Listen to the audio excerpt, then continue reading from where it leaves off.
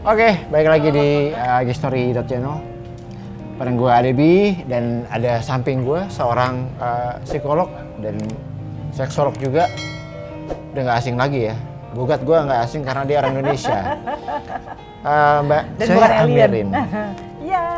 Hai. Oke, hari ini topiknya sebenarnya kita ketemu random sih. Jadi mau ngomongin apa aja. Iya. Tapi pas ketemu tadi sengaja loh ketemuan tuh di Bandung, jangan ke orang susah. Iya, karena sebenarnya masih berusaha untuk susah juga. Oke, sekarang gini. Zoy, kita pengen ngomong kemarin udah ngobrol-ngobrol sama gue juga tentang kalau penyintas tuh kayak gimana sih kalau lagi pacaran atau punya hubungan. Dan Penyintas apa? Penyintas gangguan mental. Oh, gangguan mental. Iya. Oke. Nah, kalau sekarang gue pengen ngomongin tentang the right partner for your life. Jadi pasangan yang tepat untuk di hidup lo gitu. Oke. Nah, banyak banget ya yang kawin cerai, artis itu udah kayak itu aja lah. Iya. Udah biasa, nggak cuma artis sih semuanya, banyak ya. Tapi yang kita mau bahas sih sebenarnya kenapa sih seperti itu, dan gue mau tanya sebenarnya. Ini berarti in general dulu kali ya kita Iya, bahasnya. Jadi in general sebelum kita masuk ke kebutuhan-kebutuhan lain. Sebenarnya gini, soal kawin cerai itu kan bener-bener adalah pilihan dua manusia. Ya, so we need to realize kalau pernikahan gitu, institusi pernikahan dan sebagainya memang nggak pernah bisa dianggap enteng. Tapi juga jangan lupa alasan untuk menikah itu menjadi penting sebenarnya. So kita make it simple ya, as simple as possible, yaitu apa sih alasan menikah? Jangan sampai alasan menikah itu karena udah umur, ya. Jadi menikah itu bukan karena udah umur, menikah bukan karena udah disuruh orang tua, menikah karena ya apalagi yang gue cari gitu. Itu lebih berpotensi, ya gue nggak bilang nggak berhasil, cuma lebih berpotensi untuk menciptakan masalah-masalah ke depannya. Tapi kalau misalnya lo mau menikah, satu menikahlah karena cinta. Oke, menikahlah karena cinta. Simpel itu kan? Simple as that. Karena kalau misalnya gini, ya gue udah dijodohin, kurang apa lagi sih, keluarganya baik, bibit bobotnya oke.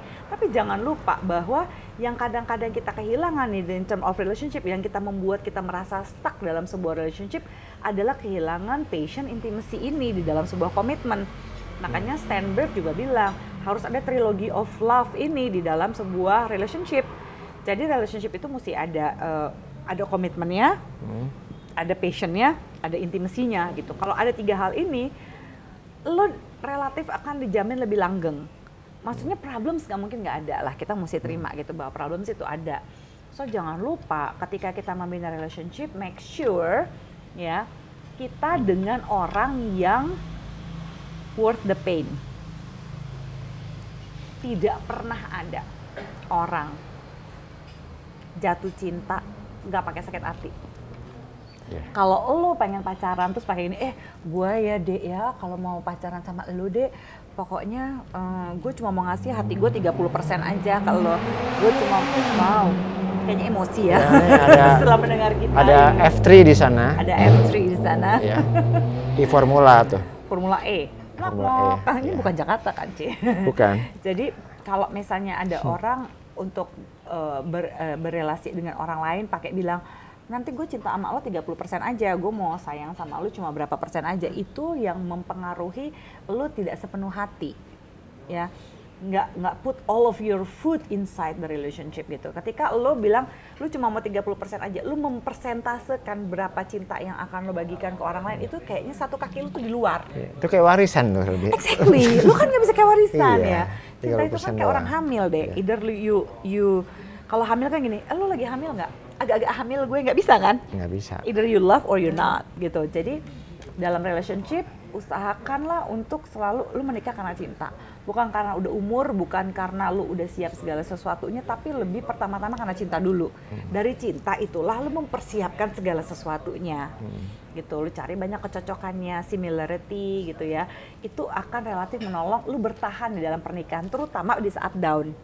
Kalau saat happy semua orang mah bisa survive, ya kan? Di saat down, di saat aduh gue mau memilih orang yang sama setiap hari, ini perjuangan banget, ada orang yang lebih menarik nih gitu.